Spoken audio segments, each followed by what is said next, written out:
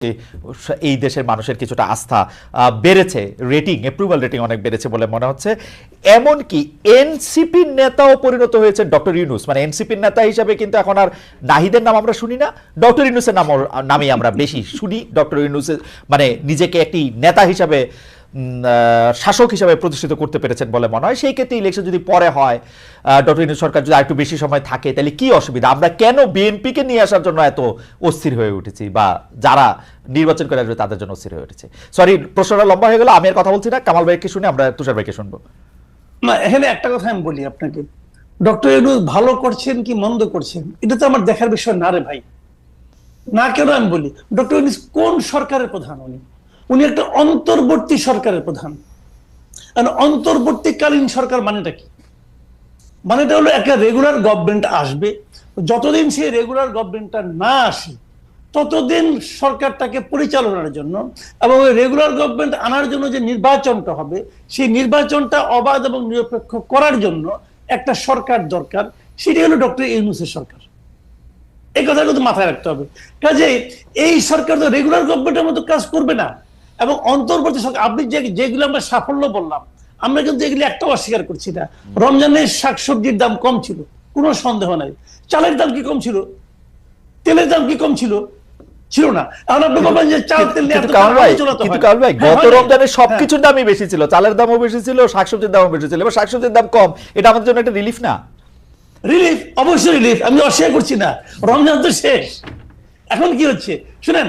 আমার কাছে ওই দিন এক ভদ্রলোক 3টা রিসিট পাঠাইছে, 3টা রিসিট। একটা রিসিট সে মোহাম্মদপুরের একটা দোকান থেকে, মায়ের দোয়া নামে একটা চাউলের দোকান, সেই দোকান থেকে সে জানুয়ারি মাসের 3 তারিখে 25 কেজি চাউলের এক বস্তা চাউল কিনছে 1740 টাকা দিয়ে। সেই একই দোকান থেকে সেই একই চাল, একই পরিমাণ চাল উনি ফেব্রুয়ারি মাসের 1 তারিখে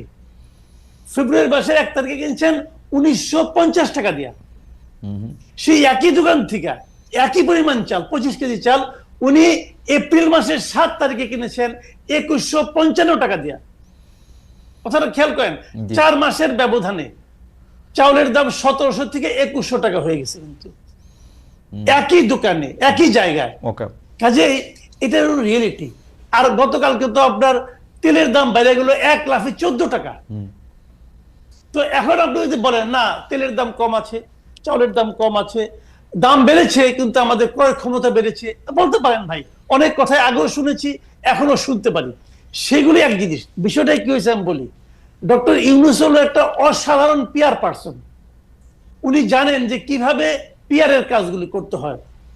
সোশ্যাল মিডিয়ায় এক ধরনের হুজুগ উনি চালাচ্ছেন, খুবই প্ল্যান্ড ওয়েতে, খুবই। কিন্তু একটা কথা মাথায় রাখতে হবে ভাই, মাথায় রাখেন, যারা সোশ্যাল মিডিয়ায় এগুলি করে তারা কিন্তু বাজার করে না। বাজার করে বাবা, রান্না করে মা, ছেলে খায় আর খেতে খেতে স্ট্যাটাস দেয়। এটা মাথায় রাখতে হবে ভাই। এটাই বাংলাদেশে এখন হচ্ছে। কি হচ্ছে বাবাকে জিজ্ঞাসা করেন যে বাজার করতে যায় তার কি হয়েছে। আমি কিন্তু বাজার করি না কামাল ভাই, আমি গত পরশুদিন বলি আপনাকে, গত পরশুদিন আমি এমন কোন সবজি পাই নাই যার দাম 80 টাকার কম। আমি পাই নাই ভাই, আমি নিজে কিনেছি। আমি কিন্তু একজনের কাছে শুনে বলতেছি না। না, কিন্তু কামাল ভাই, একমাত্র টমেটো পেয়েছিলাম 50 টাকা কেজি। কিন্তু কামাল ভাই, টমেটো ছাড়া আর প্রত্যেকটা জিনিসের দাম 80 টাকা কেজি। কিভাবে কমলো ভাই? কিন্তু কামাল ভাই বলেন কিভাবে কমলো? না না, ঠিক আছে, কিন্তু কামাল ভাই, আমি আপনি দুজনই, আপনি আমার থেকে অনেকখানি বড়, কিন্তু আমরা আসলে এই সরকারগুলিকে খেয়াল করি। তো এই আওয়ামী লীগ সরকার, তার আগে যখন বিএনপি সরকার ছিল, তাদের যে মানে তৃণমূল পর্যায়ে তাদের যে বাহিনী আছে, সেটা ছাত্রদের হোক, যুবদের হোক, এটার হোক, তাদের একটা বড় চাঁদাবাজি এবং পাওয়ার এক্সারসাইজ করার একটা সিন্ডিকেট আছে। আমাকে আমার একজন গ্রামীণ বন্ধু ফোন করে সেদিন বলেছিলেন যে তোমরা তো গ্রামে আসো না, তোমরা বুঝবা না যে আমরা তো এই চাঁদাবাজি থেকে এখন মুক্ত আসি। এখন তো কেউ আমাকে এসে দলের মানে উনি হ্যাডাম শব্দটা ব্যবহার করছেন, সেটা দেখাচ্ছে না। সমন্বয়কদের ওই গ্রাসরুট লেভেল এরকম দল নাই। তো এইটা তাদের জন্য একটা স্বস্তির। এইটা আমরা কেমনে বুঝবো? আমরা শুধু তথাকথিত নির্বাচন এর নাম দিয়ে এটাকে আমরা আসলে, না, আমি আপনার সঙ্গে কিন্তু একদম দ্বিমত করছি না। ওই পর্যায়ের এই ছুটকা ফাটকা চাঁদাবাজি এখন আসলে ওইভাবে নাই। ঢাকার রাস্তাতেও ফুটপাতের বাদামওয়ালাকেও কিন্তু প্রতিদিন 100 টাকা করে চাঁদা দিতে হতো আগে, যে নাকি চীনাবাদাম বিক্রি করে। ওটা এখন নাই, আমি নিজে চেক করে দেখেছি, ওগুলি নাই। এটা হলো একটা পজিটিভ দিক। কিন্তু একটা কথা আপনাকে মাথায় রাখতে হবে, সেই জিনিসটা হলো, আমি কিন্তু বাংলাদেশে ডক্টর ইউনূস সরকারকে হাসিনা সরকারের সঙ্গে তুলনা করব না। হাসিনা সরকার তো আমার কল্পনার চেয়েও খারাপ সরকার ছিল। তাদের দৌরাত্ম, তাদের দাপট, তাদের অনিয়ম, দুর্নীতি, এটার সঙ্গে আমি কোনো সরকারকে তুলনা করব না। সেটা এক জিনিস। ওইখান থেকে আমরা মুক্তি পেয়েছি। মুক্তি পাওয়া মানে এইটা এখন যে পেয়েছি, এটাই যে আমাদের প্রাপ্তি, এটাই যে আমাদের প্রত্যাশা, তা কিন্তু নয়। আমরা কিন্তু নিয়মতান্ত্রিক সরকার চাই। কেন চাই সেটা আমি বলি। কোন আপনি যতক্ষণ পর্যন্ত আপনাকে রেগুলার পলিটিক্যাল গভর্নমেন্ট না আসবে, ততক্ষণ পর্যন্ত এই দেশে কোনো বিনিয়োগ আসবে না। আপনি সিঙ্গাপুর থেকে স্মার্ট লোক নিয়ে আসেন, আর 41,000 উপরে থেকে ঝাঁপ দেওয়া লোককে নিয়ে আসেন, ভাই কোনো লাভ হবে না। উনি ওই মানে কি একটা অনুষ্ঠানে পরিচালনা করবেন, টুকটাক ইংরেজি বলবেন, হয়ে গেল। স্মার্টলি হাঁটবেন, হয়ে গেল। বিনিয়োগ আসবে না ভাই। পলিটিক্যাল গভর্নমেন্ট ছাড়া রেগুলার গভর্নমেন্ট যারা বিনিয়োগ করবে, তারা কিসের উপর ভরসা করে করবে? করবে না। কাজে আপনি সেজন্য আপনার এখানে একটা রেগুলার পলিটিক্যাল গভর্নমেন্ট আসতে হবে। কথা বলছি, ডক্টর ইউনূস যদি ভালো হয়, উনি এই ক্যাবিনেট দিয়ে ইলেকশন করুক না, অসুবিধাটা কি আছে? আচ্ছা, আরেকটা কথা, সেটা হলো এই ইলেকশন এদের প্রতি সাধারণ মানুষের ম্যান্ডেট আছে কিনা তারও তো একটা প্রমাণ হওয়া দরকার আছে। আপনি তো গাইড জোরে বলতেছেন জুলাই অভ্যুত্থান, আপনি গাইড জোরে বলতেছেন। কে নিয়োগ করছে? ডক্টর ইউনূস তো নিজেই বলছে তাকে নিয়োগ করছে ছাত্ররা। ছাত্ররা এখন কই? ছাত্ররা মিটিং রাখলে তো 100 লোক হয় না। তাহলে ওরা নিয়োগ করতে হয়, তো শুয়ে পড়ছে। এটা কুয়ে তো লাভ নেই ভাই। ওকে, কারণ ভাই আমি আপনার কাছে আসবো। আমি এই প্রশ্ন নিয়ে তুষারের কাছে একটু জানতে চাইবো যে তুষার ভাই আপনি কি মনে করছেন? সবজির দাম কম কিংবা বাজারে কিছু জিনিসপত্রের দাম গ্রহণীয় পর্যায়ে থাকাটা আসলে যতখানি না এই সরকারের কৃতিত্ব, তার চাইতে এটা হচ্ছে একটা আলামত আওয়ামী লীগ সরকারের দুর্নীতির। এই যে সিন্ডিকেট, জিনিসপত্রের দাম বাড়িয়ে মুনাফা করা, চাঁদাবাজি করা রাস্তার উপরে, এই জিনিসগুলো নাই। কারণ যারা এগুলি করতো তারা পালিয়ে গিয়েছে অথবা তারা গা ঢাকা দিয়েছে। ফলে এই যে জিনিসপত্রের দাম কমে এসেছে, এটা বরং প্রমাণ করেছে যে আওয়ামী লীগ কত দুর্নীতি করতো এবং কত খারাপ একটা সরকার ছিল। ফলে এই কৃতিত্বটা কেমন, এটা হচ্ছে এইরকম যে আপনার শরীরে একটা রোগ জীবাণু ছিল, রোগ জীবাণুটা বের হয়ে যাওয়াতে আপনার নর্মাল টেম্পারেচার ফেরত এসেছে, কিন্তু আপনার পাশে যিনি বসেছিলেন তিনি কৃতিত্ব নেওয়ার চেষ্টা করছেন যে এই যে আপনার নর্মাল টেম্পারেচারে ফেরত এসেছেন আপনি, এটার জন্য উনি দায়ী। আসলে ওই শরীর থেকে জীবাণু পালিয়ে যাওয়ার কারণে এটা ঘটেছে। এটা হচ্ছে আমার ব্যক্তিগত অ্যানালিসিস। কিন্তু আমি মাসুদ কামাল ভাইয়ের সাথে একমত, চালের দাম কমে নাই। আমি নিজে যেহেতু চাল কিনি, আমি দেখেছি চালের দাম বেড়েছে, তেলের দাম বেড়েছে, আরো নিত্য প্রয়োজনীয় বহু কিছুর দাম বেড়েছে। এইবার কেন জানি বাংলাদেশের মানুষ খেজুর নিয়ে কোনো শব্দ করে নাই, খেজুরের দাম বেড়েছে, ছোলার দাম বেড়েছে। ফলে ইফতারের পণ্য নিয়ে এবার আমি দেখলাম যে খুব একটা মানুষ শব্দ করে নাই। আমি বুঝলাম যে বাংলাদেশের মানুষের সবচেয়ে প্রিয় ইফতার হচ্ছে বেগুনি। বেগুনের দাম কম ছিল। বেগুনের দাম কম থাকায় অন্যান্য ইফতারের পণ্যের যে দাম বেড়েছে সেটা তারা হিসাবে নেয় নাই। ডালের দাম বাড়তি, ভালো ডালের দাম কিন্তু অনেক বেশি। এইবার কি খেসারি ডালের পেঁয়াজও খেয়েছে কিনা সবাই আমি জানি না।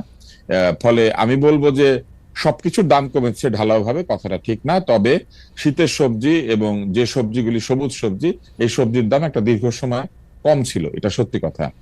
তবে এর কৃতিত্ব হচ্ছে যতখানি এই সরকারের, তার চেয়ে বেশি কৃতিত্ব হচ্ছে পালিয়ে যাওয়া আওয়ামী লীগের চাঁদাবাজদের, সিন্ডিকেট যারা চালাতো তাদের। এইবার অন্য বিষয়টাতে আসি, সেটি হচ্ছে যে আমরা আসলে জুলাই বিপ্লবের যে চেতনার কথাটা শুনি, সেই জুলাই বিপ্লবের চেতনার বৃহত্তর একটি জায়গায় তো ছিল গণতন্ত্র। অগণতান্ত্রিক একটি সমাজ তো কোনোভাবেই বৈষম্যহীনতার দিকে যেতে পারে না। যে সমাজে মানুষ ভোট দেয় না এবং নিজের মানুষকে নির্বাচিত করে তার ভবিষ্যৎ নির্মাণের দায়িত্ব দেয় না, বিশেষ করে দেশের আইন প্রণয়ন যদি করে অনির্বাচিত মানুষেরা, তবে এটা পরিপূর্ণভাবে জুলাই চেতনার বিপরীত। জুলাই চেতনার আরেকটি বড় বিষয় হচ্ছে এক ধরনের বৈষম্যহীন নিয়োগ এবং বৈষম্যহীন ব্যবস্থা কায়েম করা। আমরা দেখেছি ঢালাওভাবে তদবির চলছে। স্বাস্থ্য খাতের কথা আমি বলতে পারি সরাসরি, কেননা এই বিষয়ে আমার কাছে অনেক বেশি ইনফরমেশন আছে। স্বাস্থ্য খাতে বিনিয়োগ এবং নিয়োগ দুই জায়গাতেই বাণিজ্য চলছে। আপনি দেখবেন যে হঠাৎ করে একজন লোক এসে বলেছেন যে 26,000 কোটি টাকা তিনি স্বাস্থ্য খাতে বিনিয়োগ করবেন। আমরা আবিষ্কার করলাম তিনি আসলে যুক্তরাষ্ট্রে মামলা খাওয়া একজন ব্যক্তি। আবার স্বাস্থ্য খাতে যে নিয়োগ বা বদলি চলছে, সেইখানে আমরা দেখলাম যে এসেনশিয়াল ড্রাগস থেকে অতিরিক্ত জনবল আছে এই অজুহাত দিয়ে লোকজনকে ছাঁটাই করা হয়েছে, অথচ কোনো ধরনের নিয়মতান্ত্রিক নিয়োগ প্রক্রিয়া ছাড়াই সেইখানে জনবল নিয়োগ করা হয়েছে। আমরা ওয়াসাতে একই অভিযোগ দেখেছি, এবং স্বাস্থ্য খাতে আমরা প্রচুর বদলি বাণিজ্য হতে দেখছি, যেখানে প্রচুর মানুষকে বদলি করা হচ্ছে এবং তার কিছুদিন পরে সেই বদলি ক্যান্সেল করা হচ্ছে। বদলি যদি যৌক্তিক হয়ে থাকে তাহলে কেন কয়েক মাসের মধ্যে সেই বদলি বাতিল করতে হবে? তাহলে এক ধরনের সন্দেহজনক তৎপরতা আমরা প্রশাসনের মধ্যে লক্ষ্য করছি। প্রশাসনে আপনারা নিশ্চয়ই দেখেছেন যে ডিসি নিয়োগ থেকে শুরু করে নানান বিষয়ে এক ধরনের অভিযোগ শুরু থেকে উঠেছিল, যার কোনো যৌক্তিক ব্যাখ্যা এখনো পর্যন্ত এই সরকার দিতে পারেন নাই। সর্বশেষে তারা যে সরকারকে স্বৈরাচারী বলেন, যে আওয়ামী লীগকে তারা বলেন যে গণশত্রু কিংবা একেবারে জনগণের বিরোধী, জনবিরোধী, সেই আওয়ামী লীগের রেখে যাওয়া একটি কালাকানুন, যেটা আওয়ামী লীগেররাও কালাকানুন মনে করেন, সেটা দিয়ে মেঘনা আলম নামে একজনকে তারা গ্রেপ্তার করেছেন। তার মানে কালাকানুনগুলি তারা আবার নতুন ভাবে প্রয়োগ করতে শুরু করেছেন। ফলে এই যে এক ধরনের আচরণ আমরা লক্ষ্য করছি, এই আচরণ কিন্তু জুলাই বিপ্লবের যে মূল চেতনা, যে চেতনার কারণে বাংলাদেশের আপামর জনসাধারণ রাস্তায় নেমে এসেছিল, যে কারণে অভিভাবকরা ছাত্রছাত্রীদের পাশে এসে, তাদের সন্তানদের পাশে এসে রাস্তায় নেমে গিয়েছিলেন, যে কারণে রিকশাওয়ালা মুটে মজুর রাস্তায় চলে এসেছিলেন, সেই কারণটা আসলে কি ছিল? সেই কারণটা কি এই ছিল যে জুলাই বিপ্লবের পরে একটি সরকার আসবেন এবং সেই সরকারের ভেতরের লোকেরা কিছুদিন পর পর বলতে থাকবেন এই সরকার বারবার দরকার, এই সরকার 5 বছর থাকুক। 5 বছর যদি অনির্বাচিত একটি সরকারই থাকবে, তবে সেই সরকার কি করে জুলাই চেতনার বিষয়টিকে আপহোল্ড করে? কারণ জুলাই চেতনার তো একটি বড় বিষয় হচ্ছে স্বৈরাচারী শাসক, অগণতান্ত্রিক শাসক, ভোট কারচুপির শাসককে তাড়িয়ে দেওয়া। ভোট কারচুপির শাসককে, ভোট না হওয়াকে যেখানে আমরা ঘৃণা করেছি, সেইখানে আমরা কি করে বলি যে ভোট ছাড়াই আমরা একটি সরকারকে 5 বছর দেখতে চাই? এবং আপনি আরেকটি বিষয় আমি একটু যুক্ত করে দিই, শুধু এক লাইন, সেটি হচ্ছে যে কেন আমি মনে করি যে ডিসেম্বরের মধ্যে নির্বাচন হবে না। কেননা ডিসেম্বরের মধ্যে নির্বাচন হলে কয়েকবার এডিট করে একটি ফেসবুক সাইটে, যেখানে রেগুলার চিফ অ্যাডভাইজারের বিভিন্ন ঘোষণা এসে থাকে, সেখানে কয়েকবার এডিট করে এটাকে 6 মাস বাড়িয়ে দেওয়ার প্রক্রিয়া করার কোনো প্রয়োজন ছিল না। যদি ডিসেম্বরে নির্বাচন হবে এটা তারা রেখে দিতেই পারতেন। তারা বিশ্বাস করেন না যে তারা নির্বাচন ডিসেম্বরের মধ্যে দিতে পারবেন, এবং সেই কারণে আমি মনে করি যে এই বছর ডিসেম্বরের মধ্যে কোনোভাবেই নির্বাচন হবে না। তুষার ভাই, আমার কাছে মনে হয় সেই প্রক্রিয়াগত একটি প্রশ্ন তো রয়েই গেছে, কিন্তু আমার কাছে মনে হয় ডক্টর ইউনূস যেহেতু ইনি দীর্ঘদিন এনজিও করেছেন, তিনি আসলে লিড টাইমটার বাইরে একটা ছায়া লিড টাইম রাখতে চান। কারণ তিনি মনে করেন যে তার কথা তিনি যদি ডিসেম্বরের পরে এটা না দিতে পারেন, এটা যদি জানুয়ারির প্রথম সপ্তাহ যায়, তাইলেও তিনি কথা না রাখার দায় উনি ডেলিভারেবলসটা এরকমই রাখতে চান, এটা আমার মনে হয়। আরেকটা জিনিস হচ্ছে যে আমি প্রশ্নটা করি, সেই প্রশ্নটা হচ্ছে যে আপনি, আমি, কামাল ভাই যেভাবে গণতন্ত্র বা নির্বাচন যেটা চাচ্ছি, বিদ্যমান যে ইলেকশন সিস্টেম যেইভাবের মধ্যে থেকে আসলে 1991 সালের পর থেকেই যেভাবে আসলে নির্বাচনটা যে প্রক্রিয়ায় হয়ে আসতেছে, একটা লেভেল প্লেইং ফিল্ড হয়তো হয়, কিন্তু তুষার ভাই আপনি বা কামাল ভাই তুমুল জনপ্রিয় হওয়া সত্ত্বেও আপনারা আসলে ভোটের জায়গায় গেলে ভোট পাবেন না, কারণ ভোটের ময়দানটা একটু ডিফারেন্ট হয়ে আছে এখন। সেটাতে আপনি ভালো বক্তৃতা দিচ্ছেন কিনা, আপনি ভালো আইন করতে পারবেন কিনা, আপনি বাংলাদেশের জনগণের জন্য কল্যাণ করতে পারবেন কিনা, এটা চেয়ে বিবেচ্য বেশি হয় আপনি আসলে কতটা শো অফ করতে পারতেছেন, কতটা মোটরসাইকেল দেখাতে পারতেছেন, কতটা টাকা খরচ করতেছেন, এবং আপনি কত পেশি বা টাকাওয়ালা। এই সিস্টেমটা বজায় থাকলে আপনার ইলেকশনই কি আর না ইলেকশনই কি, এইটা কি আসলে গণতান্ত্রিক হয় কিনা? তুষার ভাই আপনার কাছ থেকে শুনে আমি কামাল ভাইকে একটু শুনতে চাই, আপনি যদি 2 লাইন একটু বলেন। ইলেকশনের যে সিস্টেম, আমি বলতেছি যে লেভেল প্লেইং ফিল্ড, এটা সবার জন্যই লেভেল হয়তো, কিন্তু আমার আপনার যেহেতু টাকা বা পেশি নাই, সেহেতু ইচ্ছা করলেও আমরা আসলে সে জায়গায় যেতে পারবো না, এবং আমরা উই আর এট মার্সি যে বড় দলগুলোর প্রধানরা আমাদেরকে নমিনেশন দিবে কি দিবে না। আপনার এই কথায় কিছুটা সত্য আছে, কিন্তু এই কথায় সত্য থাকলেও আমাদেরকে বুঝতে হবে যে আমাদের জনগণ যদি শো অফ পছন্দ করেন, যে কথা এনসিপিও বলেছে, সার্জিস বলেছে যে জনগণ এই ধরনের শো অফ পছন্দ করেন, গাড়ি নিয়ে তাদের শক্তি প্রদর্শন করলে জনগণ মনে করেন যে যিনি ভোট চাইছেন তিনি শক্তিশালী। জনগণ যদি এই বিষয়কে গুরুত্বের সাথে দেখেন, তাহলে ধরে নিতে হবে আমাদের জনগণ এইরকম শাসকই চান। জনগণ যেরকম শাসক চাইবে সেই রকম শাসকই তারা পাবেন। আমরা এই জন্য নির্বাচনী ব্যবস্থাকে প্রশ্নবিদ্ধ করতে পারি না যে আমাদের জনগণ ঠিক জায়গাতে ভোট দিতে পারে না। যদি এটাই হয়, আমরা মনে করি যে জনগণ ঠিক মতো ভোট দিতে পারে না, তাহলে তো আগের সরকারের কথাবার্তাও ঠিকই থেকে যায়। তারাও তো বলতেন যে উন্নয়ন বেশি দরকার, জনগণ উন্নয়ন বুঝে না, সেই জন্য উন্নয়নের স্বার্থে ক্ষমতা ধরে রাখতে হবে। তাই একইভাবে আপনি বা আমি যদি বলি যে আমাদেরকে জনগণকে ভোট দেয় না সেই জন্য ভোট বন্ধ করে রাখতে হবে, আমরা দেশ চালিয়ে দেব, তাহলে এটা কিন্তু একটা যৌক্তিক কথা হয় না। সেক্ষেত্রে আমাদের সংবিধান পরিবর্তন করে এমন একটা অবস্থা করতে হবে যে জনগণের ভোট দিয়ে আসলে নির্বাচন হবে না, অন্য কোনো পদ্ধতিতে নির্বাচন হবে। সেই পদ্ধতি কি, সেটা তো পৃথিবীতে কোনো গণতান্ত্রিক ব্যবস্থা এখনো পর্যন্ত আবিষ্কার করতে পারে নাই। ফলে আমেরিকার মতো দেশেও, যে দেশে আপনি থাকেন, সেখানে এব্রাহাম লিঙ্কনের মতো লোক নির্বাচিত হয়েছে, আবার ডোনাল্ড ট্রাম্পের মতো লোক নির্বাচিত হয়। জনগণ যদি এই শাসককে বেছে নেয় তাহলে লিঙ্কনের দেশে ট্রাম্প ক্ষমতা আসতে পারে, ক্লিন্টনের দেশে ট্রাম্প ক্ষমতা আসতে পারে এবং এসে অদ্ভুত কাজ করতে পারে। গণতন্ত্রের বিরুদ্ধে গিয়ে আমি তো এটা বলতে পারি না যে জনগণ ঠিক মতো ভোট দিতে পারে না। জনগণ যেভাবে ভোট দিতে চায়, যে দেবতা যেই প্রসাদে তুষ্ট হয়, যে ভোগে তুষ্ট হয়, হয়তো সেইভাবেই আমাদের পলিটিশিয়ানরা পলিটিক্স করেন। কিন্তু এইখানে আমার একটা ছোট্ট বলার বিষয় আছে, সেটি হচ্ছে নির্বাচন কমিশন আমাদের এই দেশে সঠিক নির্বাচনের যে রুলস অ্যাপ্লাই করতে বলেছেন, যেখানে হলফনামা দিতে হয়, আয়ের সঠিক উৎস ঘোষণা করতে হয়, অতিরিক্ত খরচ করলে সেই খরচকে প্রশ্ন করে প্রার্থীকে শাস্তি দেওয়া যায়, এই জিনিসটা চালু করলেই কিন্তু লেভেল প্লেইং ফিল্ডের সাথে সাথে আমাদের মতো লোকেরাও নির্বাচন করতে পারে। কেননা তখন কিন্তু ওই যে নির্বাচনের যে নির্ধারিত ব্যয়, তার বাইরে কোনো ব্যয় হলেই যিনি ব্যয় করবেন তার প্রার্থিতা পর্যন্ত বাতিল হয়ে যাওয়ার সুযোগ আছে। নির্বাচন কমিশন এবং সরকার লেভেল প্লেইং ফিল্ড তৈরি করেন এক অদ্ভুত ভাবে। তারা বড় দলগুলিকে লেভেল প্লেইং ফিল্ডে এনে লেভেল খরচ করার একটা সুযোগ তৈরি করে দেয়। রাইট। কিন্তু যদি সত্যি সত্যি এখন যদি কমিশন যে নিয়ম আছে সেই নিয়মের মধ্যে প্রকৃত অর্থেই এই নিয়মকে প্রযুক্ত করে, তাহলে কিন্তু বেশি খরচ করার কোনো সুযোগ নাই, সাদা কালো পোস্টার ছাড়া অন্য কোনো পোস্টার ছাপানোর সুযোগ নাই, গেট বানানোর কোনো সুযোগ নাই, এমনকি মাইক এবং জনসভায় অতিরিক্ত খরচ করারও কোনো সুযোগ নাই। ওকে, আমি একটু কামাল ভাইয়ের কাছে জানতে চাইবো যে কামাল ভাই, আপনি এই প্রসঙ্গে আপনি কি বলবেন? আমাদের ইলেকশনের সিস্টেম যেটা লেভেল প্লেইং ফিল্ডের ক্ষেত্রে তুষার ভাই সঠিক কথাই বলছেন, একই লেভেলে নিয়ে আসে যাতে তারা দুইজন একই রকম টাকা খরচ করার সুযোগ পায়। কিন্তু আমার প্রশ্ন হচ্ছে যে এখন নির্বাচনী ব্যয় যদি একজন সদস্যের ক্ষেত্রে সর্বোচ্চ 25 লাখ টাকা করার কথাও বলা হয়ে থাকে, কিন্তু তারা 25 কোটি টাকা খরচ করলে তারা কিভাবে এটা ধরবে? ভোটারদেরকে নগদ টাকা দিলে বা ভোটারদেরকে নগদ টাকা দিয়ে প্রভাবিত করার মতো অবস্থা সৃষ্টি করলে সেটা কি করা হবে? সেটা নির্বাচন কমিশনের কোনো মেশিনারি নাই। এবং আমরা যেটা দেখছি যে মামলা করলে, যারা মহিউদ্দিন খান আলমগীরের মামলাটি এখানে স্মরণীয়, তিনি পরবর্তী নির্বাচনের 1 মাস আগে তাকে আসলে ওইটা রায় বেরিয়েছিল, প্রায় 5 বছরের ক্ষেত্রে। কামাল ভাই, আপনার নিশ্চয়ই মনে থাকবে, আপনি এই নিয়ে আপনার একটু মতামত দিবেন যে এই ইলেকশন সিস্টেমের মধ্যে আসলে আমরা গণতান্ত্রিক উপায়ে আমরা যাদেরকে চাই বা যেটাকে আমরা গণতন্ত্র বলি সেটার প্র্যাকটিস আমাদের পক্ষে করা সম্ভব হয় কিনা। তবে কামাল ভাই, আপনার থেকে 1 সেকেন্ড একটু অনুমতি নিচ্ছি। আমরা দর্শকদের কাছে জানতে চেয়েছিলাম যে এবারের শোভাযাত্রা সম্পর্কে। এবারের শোভাযাত্রা রাজনৈতিক নয়, বরং আনন্দ শোভাযাত্রা নিয়ে, বর্ষবরণ আনন্দ শোভাযাত্রা নিয়ে বলেছেন সংস্কৃতি উপদেষ্টা মোস্তফা সরোয়ার ফারুকী। প্রিয় দর্শক, এই দাবি সঠিক বলে মনে করেন কিনা? শতকরা 73% দর্শক মনে করছেন সঠিক, 27% মনে করছেন সঠিক নয়। 44,000 দর্শক এখানে ভোট দিয়েছেন। কামাল ভাই, বিদ্যমান যে ইলেকশনের সিস্টেম আছে সেই সিস্টেমের ক্ষেত্রে সেটা কি হবে? সংস্কারগুলি করা হলে এটা থেকে আমরা আসলে মুক্তি পাইতাম কিনা, এইটা হচ্ছে আমাদের প্রশ্ন। না, একটা বিষয় হলো কি, দেখেন, যদি আমরা বলি যে বিদ্যমান নির্বাচনী ব্যবস্থা ঠিক আছে কিনা, তাহলে তত্ত্বগতভাবে ঠিক আছে, কিন্তু প্রায়োগিকভাবে ঠিক নাই। যেভাবে প্রয়োগ করা হয় সেটা ঠিক না।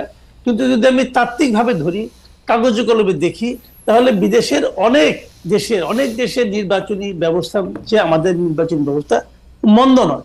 তাহলে আমরা ওটা প্রয়োগ করতে পারি না কেন? আমরা দেখেন যা কিছুই বলছি আজকে এই নির্বাচনী ব্যবস্থা নিয়ে আপনি যে কথা বলছেন, আমি যে কথা বলছি, তুষার ভাই যে সমস্ত কথা বলছি, আমরা কিন্তু আমাদের অভিজ্ঞতা থেকে কথা বলছি। আমরা গত কয়েকটা নির্বাচন দেখেছি কি হয়, এখানে টাকা পয়সার দাপটটা কোথায় যে ঠেকে আমরা কিন্তু দেখেছি। এই যে দেখে কিন্তু আমরা সিদ্ধান্ত নিচ্ছি, হচ্ছে না। কিন্তু আপনি দেখেন 70-এর যে নির্বাচনটা হয়েছিল, যেটাতে আওয়ামী লীগ নিরঙ্কুশ ভাবে জিতেছিল, ওই সময় কি আওয়ামী লীগ সবচেয়ে ধনী দল ছিল না? তো তখন কি এই দেশে এই ভূখণ্ডই তো হয়েছে। আমরা ইন্টেনশনালি পলিটিক্যাল পার্টিগুলো আমাদের ভোটারদের মন মানসিকতা, চারিত্রিক বৈশিষ্ট্যকে চেঞ্জ করার চেষ্টা করছে, কিন্তু এই চেষ্টাটা সফল সম্পূর্ণ হয়ে গেছে আমি কিন্তু তাও মনে করি না। আপনি যদি ওই পরিবেশটা আবার দিতে পারেন, আপনি যদি ওরকম একটা মেরুদণ্ড সম্পন্ন নির্বাচন কমিশন নিয়ে আসতে পারেন, এদেশেও এই ভোটারদের নিয়েও আমি মনে করি একটা ভালো নির্বাচন করা সম্ভব, যে নির্বাচনে অর্থ তেমন কোনো প্রভাব বিস্তার করবে না। একজন লোক কোটি টাকা দিবে, তার কাছ থেকে টাকা নিয়ে একজন ভালো লোককে ভোট দিবে, এই মানসিকতা আমাদের ভোটারদের মধ্যে যে একদম নাই, এটা কিন্তু আমি মনে করি না। কারণ আপনি অভিজ্ঞতার কথা কিন্তু- বলছিলেন, কিন্তু 91 সালেও কিন্তু আমি যদি দেখি যে এরশাদ সাহেবের আমলে এটা প্রথম শুরু হয়েছে মারাত্মকভাবে, 70 সালে না, মানে প্রভাবিত করা।